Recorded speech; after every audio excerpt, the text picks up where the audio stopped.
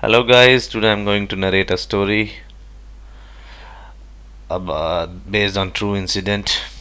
It's about a man from Bihar, Raghunath. A simple yet deeply devoted man embarks on the journey of a lifetime. A true Bhakt of Lord Shiva. He decides to walk from his village to Kedarnath, believing that his unwavering faith will guide him.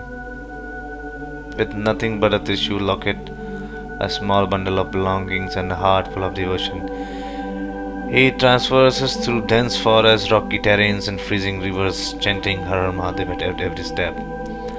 Month passes, and after every thousand of miles foot, enduring hunger, blizzards, and exhaustion, he finally reaches the gates of Kedarnath temple, his ultimate destination.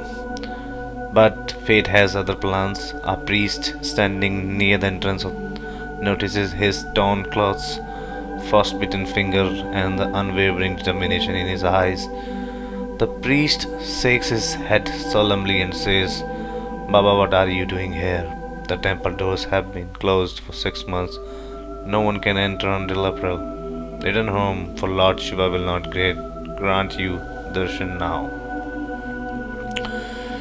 The words strike like thunder, but Raghunath refuses to turn back. He didn't come across mountains, rivers, and that itself to be told he must wait. He sits in the meditation near the temple's gate, determined to stay until the doors reopen, despite the approaching winter storm. Can fate defy nature itself? Will Lord Shiva hear his devotion, or will the Himalayas consume him before he sees his God?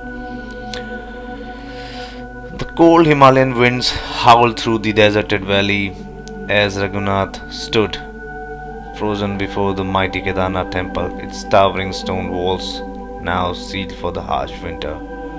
His body, frail from long pilgrimage, trembled not from exhaustion but from the weight of the priest's words. At sun dipped behind the Himalayas peaks, the cold became unbearable. Snowflakes swirled in the wind, coating in the temple courtyard in white. The priest, unable to change Raghunath's mind, left with a heavy heart, retreating to a lower village where some priest remained for the winter. Raghunath sat cross-legged on the temple steps, his eyes closed in deep meditation. His thin shawl has no match for the biting frost, yet he did not shiver. His lips silently murmured Om Namah Shivaya as he drifted into a trance. Hours passed, then a day, then two. The snowfall thickened, his body stiffened, yet his soul burned with devotion. Was he alive, or had his spirit already merged with Mahadev? On the third night, as the storm raged in full fury, something miraculous happened.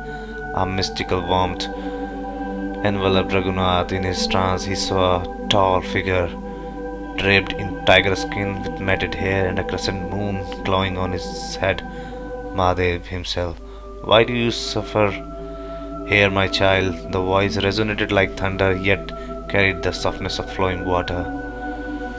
Tears rolled down Raghunath's frozen cheeks. Prabhu, I walked thousands of miles to see you. The temple doors are closed, but I can't return without your darshan.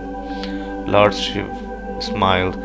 Faith like yours does not need doors. Look around you. Raghunath slowly opened his eyes. The temple that had been shut for winter now stood open. A faint golden glow flickered from within. The impossible had happened. Staggering to his feet, he took slow steps towards the sanctum. Inside, the sacred shivling was bathed in moonlight, as if the universe itself had granted him a private darshan. Overcome with emotion, he collapsed before it, his body surrendering to devotion, exhaustion, and divine bliss.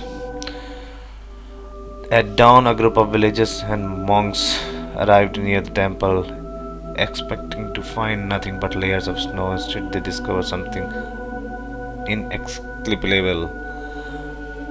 Raghunath lay peacefully near the temple entrance, his body covered in blanket of untouched whitish ash. The sacred bhasma of Mahadev, his face bore a serene smile as if nothing has happened beyond the mortal understanding. The priest who had met Raghunath before was speechless. This is Mahadev's Leela, he whispers. Shiv himself gave him darshan. Raghunath slowly opened his eyes, his body strangely untouched by frostbite. His soul forever changed. He bowed one last time and then turned to leave. Not because not because he was told to, but because he had received what he came for. Thank you guys for listening my story.